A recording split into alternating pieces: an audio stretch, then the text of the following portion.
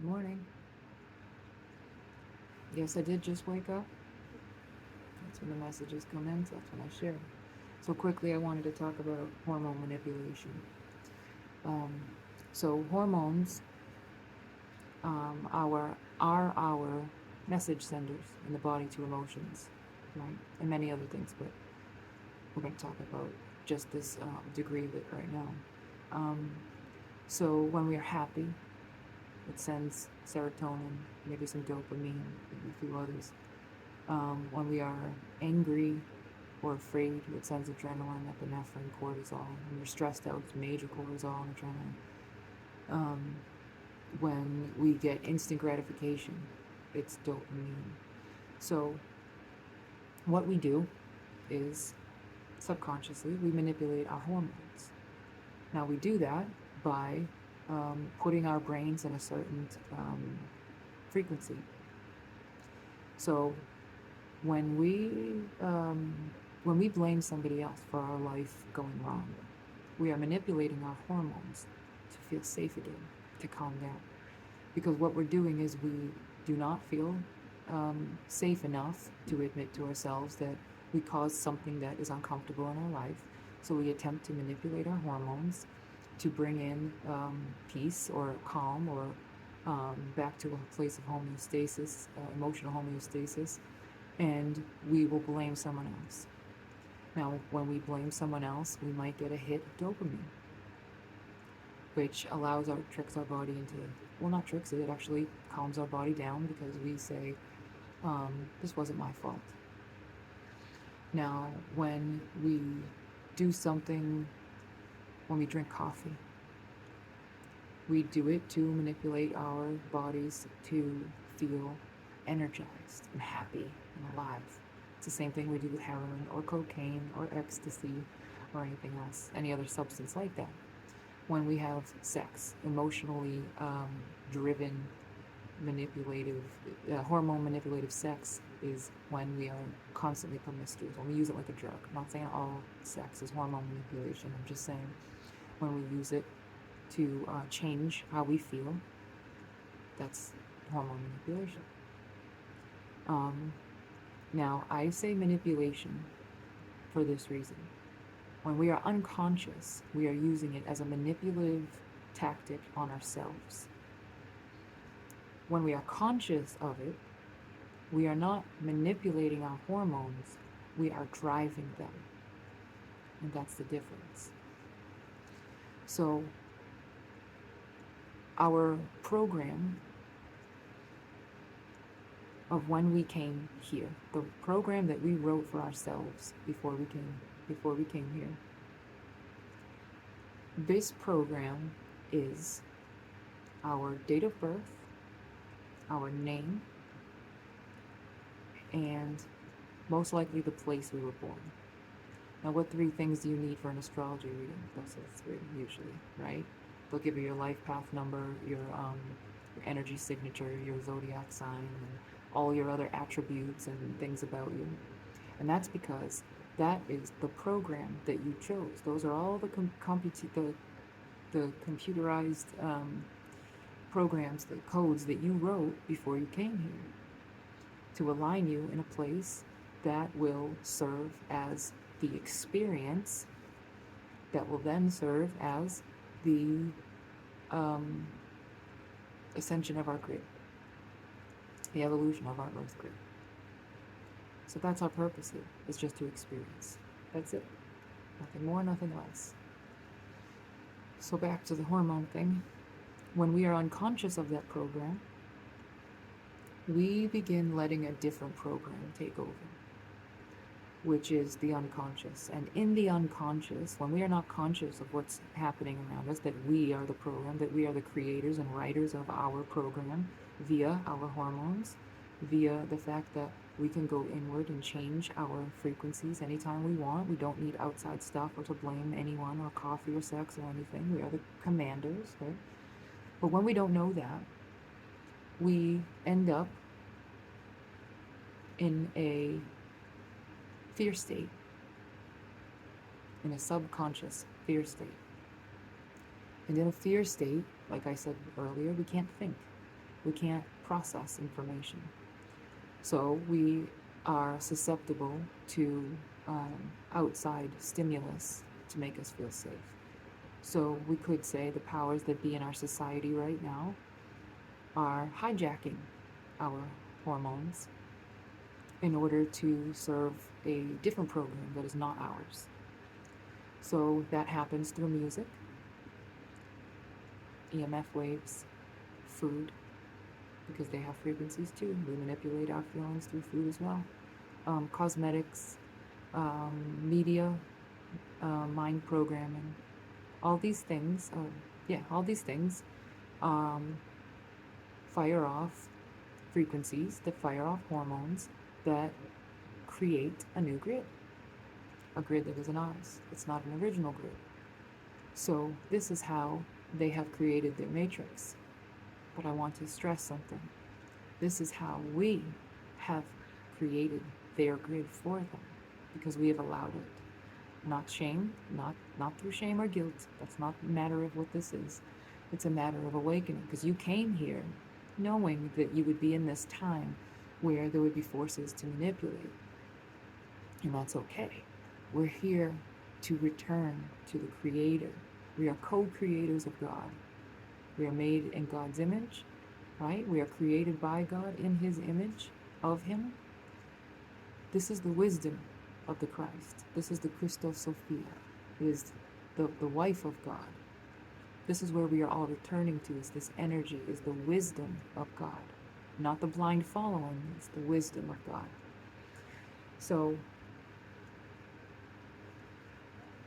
I'm going to talk briefly about these emotions, these negative emotions that get stored in our body. So, as children, when we are in that theta state, because that's what children are, they're in a very receptive state where they record. That's why they say children are like sponges.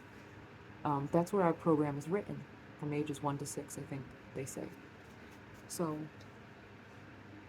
in that state, when we are given these programs where maybe your parents constantly yelling, constantly blaming you, constantly telling you did something wrong, or even just, I'm not even saying all abusive families or anything like that, but even if they're not abusive, but there's just programs that they were taught, and they behave in that way, like they're constantly afraid of something around them, or they're telling the kid, you can't do this and this and this, because everything's gonna go wrong if you do A, B, and C.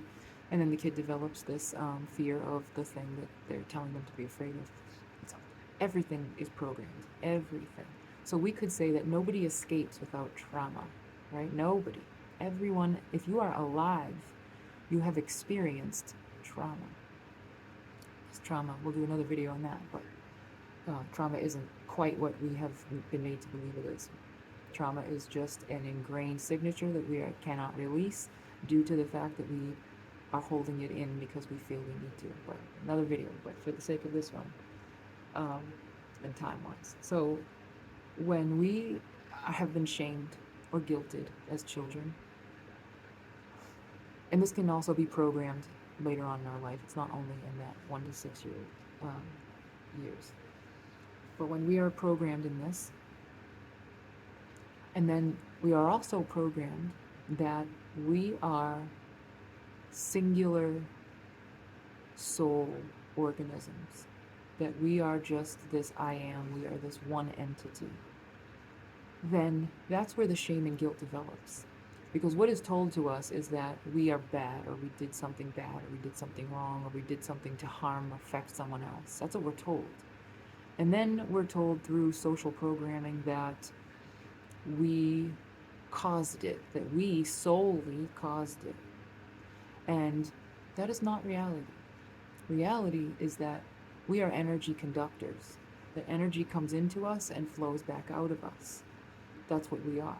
I have to segue for a moment to explain this. When you look at a white wall, or you look at the sky, and you see those little energy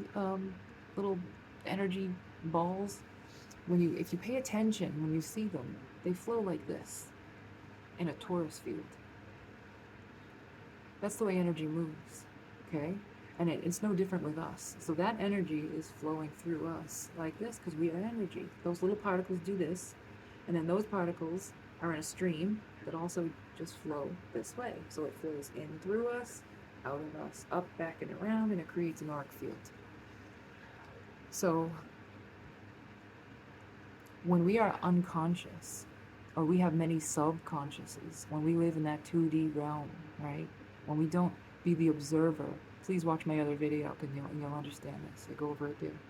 When we are in a place where we don't believe that we have an observer, when we only choose a polarity, right and wrong, good and bad, good and evil, when we stay in these polarities, we're on the 2D. But we're physically in the 3D, but we're vibrating in 2D. So on 3D, that this choosing of one or the other, this polarity, it's subconscious. When we come back into the 3D and we become the observer of these polarities, we're not throwing out the polarities, we're observing the polarities, and we are not identifying with one or the other, then our subconscious arises and we are in the conscious state. So when we do that, when we release our subconsciouses, which is I am bad, I am good, I am right, I am wrong, then we allow that flow. It starts to flow again. Because the 2D wants to just be in the mind or in the soul. That's it. But when we become the observer, that energy can flow. So when we have shame or guilt and we hold it in because we believe that we are this singular entity, that we are not this flowing space of one human organism of a grid, and that we are all connected to each other, and that my feelings are your feelings and his and hers and everyone else's, right? When we just personalize that emotion like it is just ours, like we created that emotion, we hold it because it's a two-dimensional place inside of us, and we hold it there, right? We're not the observer. The observer lets it flow through us. So when we, and this is where we all are right now, is we're going through this process of letting it arise and realize that it's flowing through us. It's not even our emotion. It's not ours. It is not ours. We make it ours when we fuse it to the ego and the I am. This is the ego. This flesh suit, the Aaron, is the ego. It's the polarized view of the ego or the soul, right? But when we become the observer and we realize that we are just this experiential energy, we become that flow, then that emotion of guilt or shame, which is just a dense energy, then goes in us, and instead of holding on to it and saying, I have this density in me, lowering our vibration, instead of that, we say, I am this energy because I'm lining with it, this density, and I'm also all the others, and it's just going to flow through me and out, and that's it. That's why I say there is no evil. There is no evil. There is density. There is a spectrum. We are a spectrum, but we are not evil. What we view as evil is just density that we all can align with. We all do. We all can perceive it. We all can align with it if we want and stay locked into that frequency, but we don't have to. But it's not evil. It's density. And it's uncomfortable, especially when it's running through the ego and we hold it in us and we're in this incredibly dense state all the time. So let's talk about forgiveness, and what a cliche kind of word that is that no one really bonds to. It's just something that they try to tell themselves is the right thing to do, right? But let's say, what is forgiveness? When we forgive, we forfeit this energy and we give it, right? So when we are in a state of forgiveness, we are allowing this energy to flow through, rather than holding it as ours, identifying it as Aaron's shame, Aaron's trauma, Aaron's guilt. Something I did, something I caused. I hold it inside of me. And this is what causes disease. This is what causes wars. This is what causes suicide. This is what causes addiction. This is what causes any addiction, sex addiction, coffee addiction. This is what we were just talking about in the beginning, the hormone manipulation, because we don't yet understand that we can do this. We can go in and let this energy flow through us and be the creators of our experience here. So, rather than manipulating our hormones with blaming other people or shaming other people, which is all subconscious, right? We're behaving on a 2D realm. We're not realizing that we are the observer of everything. When we try and comfort ourselves by saying something is someone else's fault, or even our fault, there's no fault. When we do that, we're manipulating our emotions, and we're in our hormones, and remaining in the subconscious. When we drink coffee, when we put on makeup, we are manipulating our hormones. I'm not saying don't put on makeup, just be conscious. That's it. Let's just be conscious of when you're doing it. I'm not even saying don't drink coffee, just be conscious of it. It's not that we have to throw out these things. That's the polarity. We think that we have to go off grid and live like Puritans, and that's not so. It's the consciousness. Some things may not align with us anymore once we're conscious. I stopped eating processed sugar and refined carbohydrates and things like that. Not because it's bad or it's polarity. It's because when I became conscious of the manipulation it was causing in my body, it didn't align with me. That's not where I want to go. It's not the density I want to be on. It's not the vibration I want to be on. So I nixed it. And that's all the name of the game is. It has to start in here. It starts in here. Everything starts in here. If you want to be a better person, you want to be a better mom or a better dad, if you want to be, if you want to be more aligned with your creator, if you want your life to go great, if you want, it's consciousness of the hormones. It's not a matter of going on a diet, doing a certain exercise, joining a church. Now, all those things you can do. I'm not saying don't do those. But the reason they often fail and they often don't give us the relief that we are looking for is because they are still outside of us. And it's backwards because we are in that inversion that we talked about in my other video, where we try to manipulate all of the outside world first to change the inside, when it usually works better if we change the inside and then the outside will manifest, right? So what I've gathered from this download is this, and this is what I am trying to do in my own life, because I am not unsusceptible to any of this. When I feel shame come up, when I argue with my partner, or when I say, "Oh God, he's doing this," and this is what's making me sad in life, or this is what's not working for me, and yada, I have to sit there and allow my consciousness to be the observer, bring myself back up to the 3D, observe this and say,